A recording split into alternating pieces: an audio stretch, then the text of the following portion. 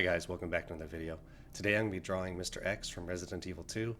I'm pretty excited about Resident Evil 9 Requiem coming up here at the end of the month, so I thought I'd try and do a month of kind of the primary stalkers, so maybe next we'll do Nemesis, and then I possibly jump ahead to Lady D or Baker from Resident Evil 7, something like that. So I'm pretty sick. I'm not going to do a lot of talking in this video. I'm just going to kind of turn it into a time lapse. I'm doing Mr. X here in ink. Where the video stands now, I'm kind of just doing hard blacks to black in shadow shapes, as I want Mr. X to kind of have a foreboding, looming presence, of course. So anyways, that's the goal, and I'll hopefully be able to do more of a process video for Nemesis coming up. They're probably just going to be portraits, kind of like this. I'm doing sort of a single line direction drawing here. It's not really cross-hatching. In fact, I don't think there's any what you would consider standard cross-hatching in it. It's all just density of lines and line weight. I'm pretty inspired by Bernie Wrightson, so I'm trying to come up with strategies that help with that. So that's the idea behind it.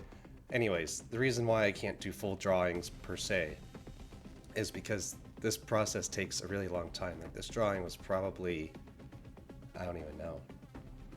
It takes me so much longer than it would take to do in charcoal, just because of the rendering style. I do really enjoy it, but it just kind of limits my overall productivity. So I'm going to kind of stick to portraits. I also think Nemesis' face will be super fun to do in a portrait like this, and I'm really looking forward to it. I'm also really looking forward to Resident Evil 9. It looks like we kind of get the best of both worlds with a stalker enemy, which kind of looks even a little more xenomorph Alien Isolation in terms of its intensity.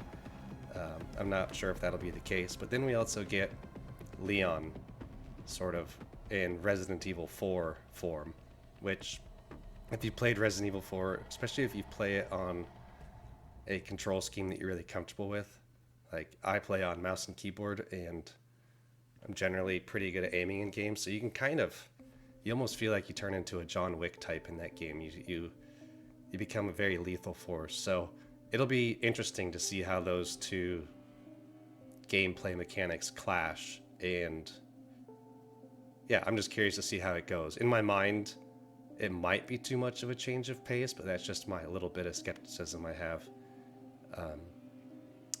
Because, Resident Evil 4 is an entirely different feeling than Resident Evil 2 in terms of the horror. Like, yes, there's body horror going on in both games, but your vulnerability to it really is ramped up in Resident Evil 2 and 7 even. So, I think horror is all about tension and vulnerability. So I'm kind of curious to see what it's like mixing a bit of power fantasy in there too with the Leon role. So I guess we'll all just see. I'm going to be buying it, pre-ordering it, and hopefully drawing at least some cool monsters from the game. So I look forward to that, at least in terms of, if nothing else, artistic inspiration.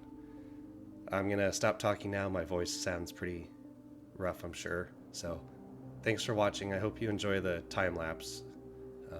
Like I said, next video will be a bit more of an art process and talking through some of my drawing goals. Thanks again. Bye.